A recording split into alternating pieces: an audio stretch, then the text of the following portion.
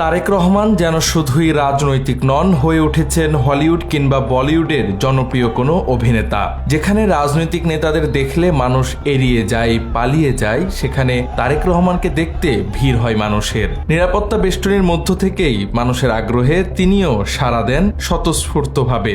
গেল 28 ডিসেম্বর হঠাৎ তারেক রহমানকে দেখতে পান আরিফ নামের এক যুবক। কড়া নিরাপত্তায় কোথাও যাচ্ছিলেন তারেক রহমান। এমন অবস্থায় আরিফ তার সঙ্গে স্মৃতি ধরে রাখতে ক্যামেরা অন করে হাত নাড়াতে থাকেন।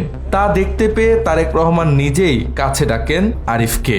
নিজের ফেসবুকে দেওয়া স্ট্যাটাসে আরিফ নিজেই জানান সে অভিজ্ঞতার কথা।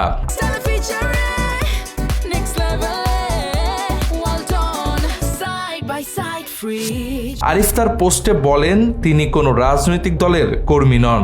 ব্যক্তিগত কাজ শেষে বাসায় ফেরার সময় তারেক রহমানের প্রোটোকল দেখতে পেয়ে ক্যামেরা অন করে হাত নাড়ালে খেয়াল করেন গাড়ির ভেতর থেকেই তারেক রহমান কাছে আসার ইশারা করছেন তাকে।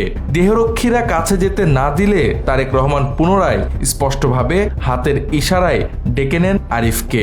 আরিফ আরো বলেন, আমি তার কাছে গিয়ে তার সঙ্গে সেলফি তুলি এবং ভিডিও করি। তিনি অত্যন্ত নম্রতা ও ভদ্রতার সঙ্গে আমার সাথে সেলফি ও ভিডিও করেন। পুরো ঘটনাটি আমার জন্য ছিল একেবারেই অনাকাঙ্ক্ষিত ও বিস্ময়কর, কারণ বাংলাদেশের রাজনৈতিক অঙ্গনে এমন দৃষ্টান্ত খুবই বিরল, যেখানে একজন রাজনৈতিক নেতা একজন অপরিচিত পথচারীকে এভাবে ডেকে নিয়ে কথা বলেন এবং কুশল বিনিময় করেন।